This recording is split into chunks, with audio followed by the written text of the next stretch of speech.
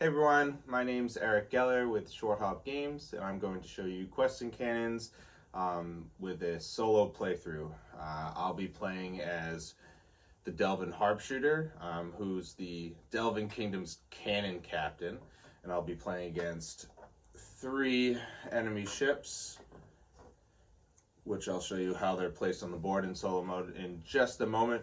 You can see over here, this is where I'll be tracking their health and how many cannons they have.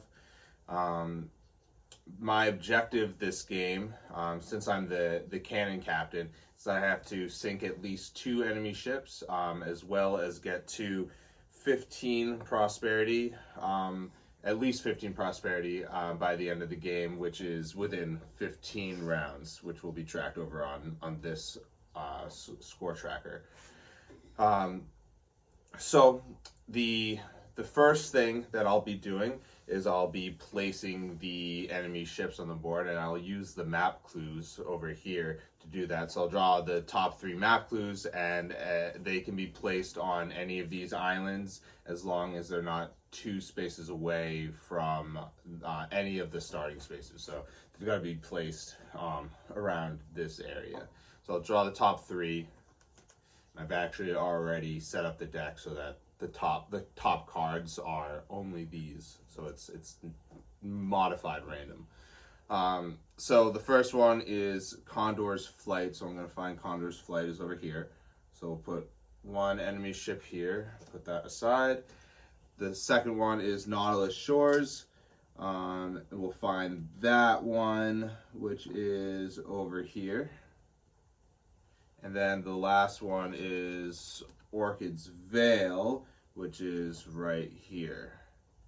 And in solo, how the enemy AI works is that at the end of your turn, if you're 2 spaces away or less, an enemy ship will move to you and attack you with the number of cannons it has. So you see over here that all the enemy ships have 2 cannons, so they're going to be firing with 2 cannons if I'm within that range away from them. They'll move to me and then they'll attack. They have unlimited ammo, so they have a lot more staying power than I do, which I have limited ammo. I start with 5 ammo.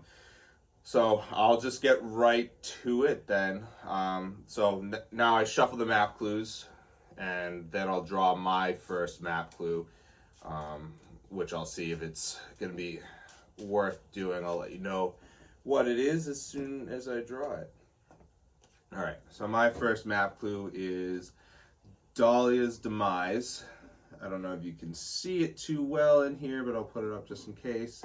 And Dahlia's Demise happens to be this island over here, so it's pretty far away, but I'm going to hold on to it just in case I end up going that way, maybe for a quest down the road. So my first action point, so I have 3 action points every turn. My first action point is going to be to move 1 space, which is what 1 action point does when you move with it. And then I'm going to use one of my sails. So I'm going to use my sail by flipping it over to show that I've used it for this turn to extend that move action 1 space to get to this first island here, Trident's Trumpet.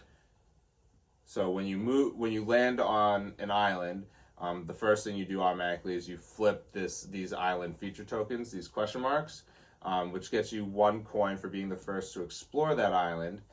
And then you can start interacting with that island by spending an action point to gather that type of resource, which happens to be spice on this island. And then you also get a quest for moving to that island. So I'm going to draw my quest. And I got Defending the Stronghold. I'm not going to read the entire quest description because we want to keep this video somewhat shorter. But the objective is to deliver canvas, lumber, and metal to Boulder Point Stronghold. Good quest, gives me 4 prosperity. However, I only have 2 cargo slots, so it's probably going to be a quest that I'm not completing anytime soon. So now my second action point, I'm going to come over this way with the Treacherous Sea. So what happens with Treacherous Sea is it's one movement to move into the space, but then you roll a 6-sided die, and on a 4, 5, or 6, you can freely move to any of the adjacent spaces around that treacherous sea. So it's a risk reward, because on a 1, 2, or 3, it halts that move action. So you'd have to use an action point to move again, and you take 1 hull damage marked by these hull damage tokens, and you place it on one of your character's hearts. And if you get 5 damage, your ship sinks, and you have to respawn at one of your starting spaces. So I'm gonna roll, see what happens. Okay, so I got a 4, so that's a success. So I'm gonna move here, track my action points. This action point tracker over here. Okay, that's cool. So I got metal with that island. I didn't collect the metal yet, but I found metal, so that's exciting, because I can use metal to get cannons at this outpost over here. So I get another coin, so one piece coin right here, and then I'm gonna draw another quest for moving to that island. All right, this is just really good luck, because I got a quest called Man the Cannons, which the objective is to buy a cannon. So this quest is kind of like it's one of the easier quests, and it's like a rebate for buying a cannon. You buy a cannon in an outpost, and then you get a prosperity and 2 coins for reward. So you're spending 3 coins and you get 2 coins back. So it's a good quest to have if you're going cannons. So my last action point, so my 3rd action point, I'm going to spend to pick up 2 metal. So how gathering resources works is that you can spend an action point at an island to pick up any number of that type of resources that can fit into your available cargo slots. So it's not 1 action point per resource that you pick up, but it's 1 action point to fill up your cargo, whatever amount that you choose. And you can freely replace resources. You're not stuck with having resources in your cargo. You can pitch resources into the sea that you don't want. You're not penalized that way. So I pick up 2 metal, because I'm gonna get 2 cannons immediately, so I can start blasting away. So that would be my third action point. And now it's the enemy's turn, and I am 2 spaces away from this guy, the Dwayne Warsmith. So he's gonna move to me, and he's gonna fire cannons. Fortunately, I know that the outposts are safe spaces, so when I move there, he's not going to be able to keep blasting me. But we'll see how much damage he does right now. So he's going to roll 2 of the ammo dice, which are the cannonballs as well. And for every 4 dots or pips on these dice, he's going to do 1 damage to me. So if he rolls an 8, then he's going to do 2 damage to me. If he rolls a 5, it's 1 damage, etc., etc. That's really unfortunate. He rolled 2 6s, so I'm gonna take 3 damage, and be real sad. Okay, so I took 3 damage. That puts me in a rough spot. And then the turn tracker goes down to 14. So then it's back to my turn, real quick. It's simple upkeep for the enemy ships. So now it's back to my turn. The first thing I'm going to do, since I know I'm going to get to the outpost this turn, I'm going to just try and do as much damage as I can to this guy. He has 5 health, and he just severely wounded me with 3 damage. I have an ability called Song of Accuracy, though. So once per turn, I can spend an action point to re-roll any number of my cannon rolls. So I'm going to spend my first action point firing all my cannons at him. So you can flip your cannons over. So cannons can be fired once per turn. Each cannon can be fired once per turn. And you can fire as many numbers of cannons as you want. So you could split up your cannon fire if you so chose to do. And what that allows you to do is, because each attack, if you're successful, you get 1 prosperity for that successful attack. You can split up your cannon attacks if you have enough action points to try and score points that way. But because of the cumulative effect of how the dice work, you're going to be doing more damage if you combine all your cannons into 1 shot. So that's what I'm going to do. I'm going to fire both my cannons at this guy and hopefully return fire well. All right, so I rolled a 5 and a 3, so that's an 8. So he takes 2 damage, which is pretty solid. Not as good as 3 damage, but not bad. So I'm not gonna spend an action point to re-roll because I don't want to get lower than that. But I'm just gonna spend 2 action points to get to the outpost. The sail doesn't matter too much. So sails refresh at the beginning of your turn. Cannons fire refresh at the beginning of your turn. So I'm at the outpost now. I'm going to upgrade my cannons. So these are free actions. You don't have to spend action points to do this. So my first one, 1 metal and 3 coins will get me a cannon. So I complete my quest by doing that, and I get 2 coins for completing that quest, and then 1 prosperity, which I'm going to track at this bottom tracker down here. We'll track the turns here, so I'm at round 13 now. And now I'm going to buy my second cannon, so metal and 3 coins. And, oh, I didn't get my 2 coins. Yes, I did. Just kidding. All right, so I'm going to buy my second cannon, and I'm going to buy ammo. So 1 coin gets you 2 ammo, so I'll get 2 more dice so I can have a full shot on this guy on my next turn, which is now coming up because no ships could move to me to attack me.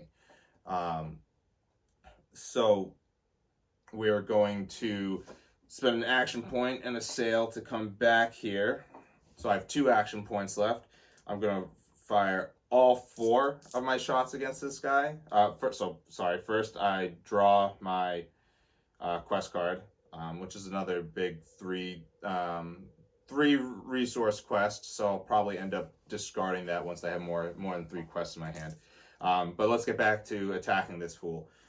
So we got 4 dice against this guy, and you're going to see, hopefully, how well the cannons scale as you get more of them. So I'm going to try and do 3 damage to him with 4 cannons. Alright, so I got a 5, a 4, and a 3, and a 2. So that's 3 damage. We got 9, 12, 15, so almost 4 damage. So I sink this guy.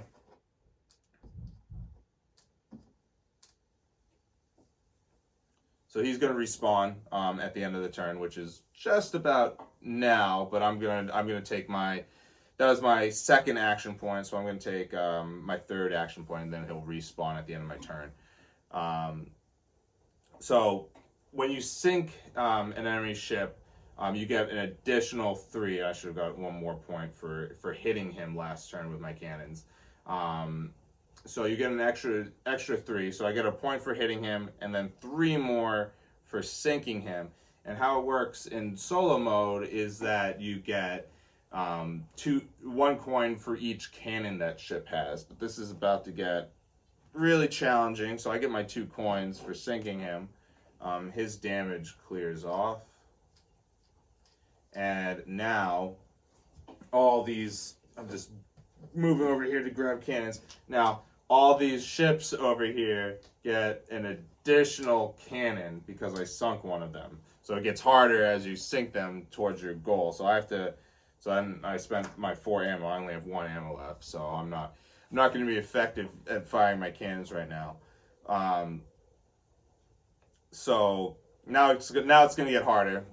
So I have 1 action point left with 3 damage on my ship and 2 coins. It costs 3 coins at a port to repair 1 damage on your ship. So I'm in pretty rough shape. I do have good number of points, and I've sunk 1 enemy ship towards my goal of 2. So I'm in pretty good shape. So I'm going to take my last action point, which is risky in the treacherous sea, so you can see what happens when I fail. All right, so I got a 1. I failed just as I predicted right there, foreshadowed.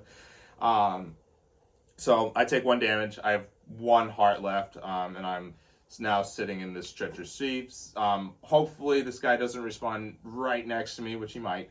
But I took a damage, and now my traveler's die here goes into my +1 slot on my player board. So the next time I move into a treacherous sea, I'll have a +1 bonus to that roll, and that will be cumulative up to +2. So if I failed again, before I succeeded, then I get a +2 bonus, and that's just to mitigate bad luck. So now we track down and we draw the top map clue. So it's Paradise Enclave, where this guy responds. That is right next to me.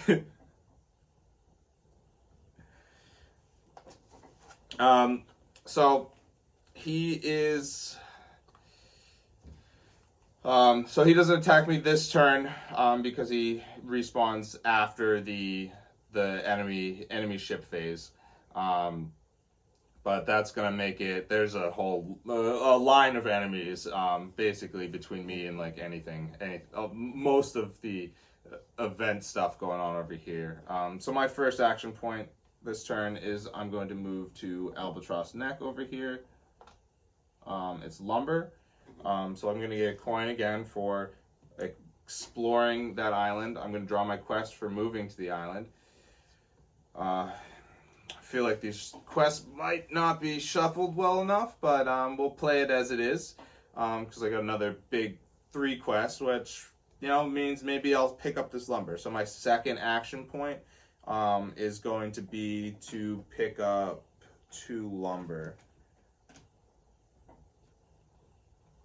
And then I'm gonna try and get to an outpost to upgrade my cargo, which this guy doesn't have a big cargo, big room to upgrade to his cargo. He can max get to 3 cargo slots, which is enough to complete the quest that I have. So my third action point and a sail gets me to Lettuce Sands over here. So I'm gonna flip the token. It's metal. I get a coin again and another quest, and this is where I'm going to discard one of my quests. So I have a quest that goes to Windshear Retreat, with a gem and a spice and a canvas. So there's spice over here. Haven't found gems yet, but Windshear Retreat is just through a blockade of enemy ships right now. So I'm going to discard that one to have 3 quests in my hand. So that's the end of that round. So now I'm at round 11. And now it's back to my turn. None of the enemy ships were in range. So here we go. So this is going to probably be a not as exciting turn, but action point, and then I'm going to do a sail and an action point to move into here. The Stormy Sea spaces count as 2 spaces. So that was my second action point, and my third action point moves into Lotus Gulf, which is a metal. So I'm going to get another coin and another quest. And this is a little bit more manageable. So I just have to find gems somewhere. And really I need to get to an outpost to get some ammo. But I'm going to drop one of these 3 quests now. Probably this one. And I just got a quest, the Stars Beckon, Gems and Metal to Scrollbound Librarian. But I'm pretty sure that if I play this right, I can just sink ships and try and win that way. So now we're at round 10, and round 10 gets interesting in solo mode because all the enemy ships get shuffled around with an additional draw of map clues.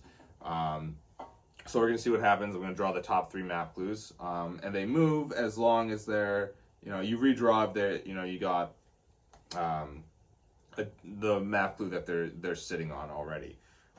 So for this Lyra Lorcan Pork over here, she goes to Albatross Neck, so closing in on me.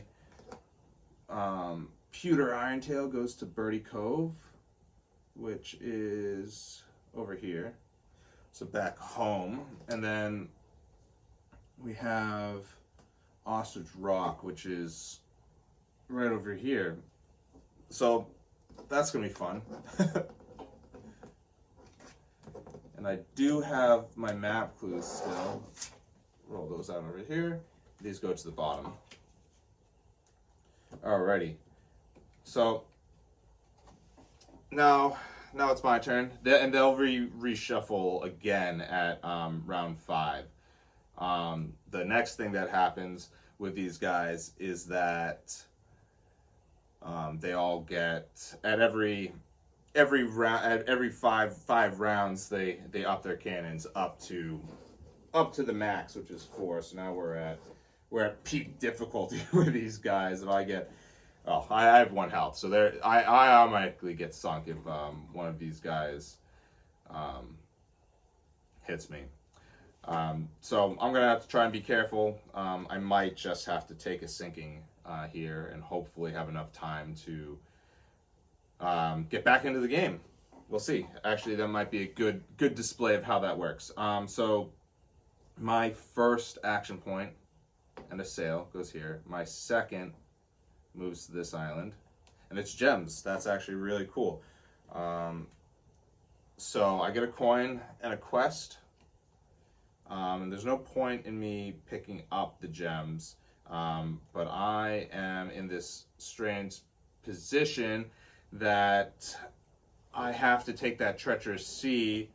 But if I sink from treacherous sea, I'll lose 3 prosperity. So I don't want to do that. And if I move anywhere else other than that treacherous sea, then I'm going to get sunk. I will definitely sink. So I'll have to discard a quest at the end of my turn. I think I know what I want to do with that. Let's probably drop this 3 quest because I'm gonna lose this. I'm gonna lose these lumber because I don't want to lose 3 points. So I'm just gonna move. So unfortunately, I'm gonna sink right here. This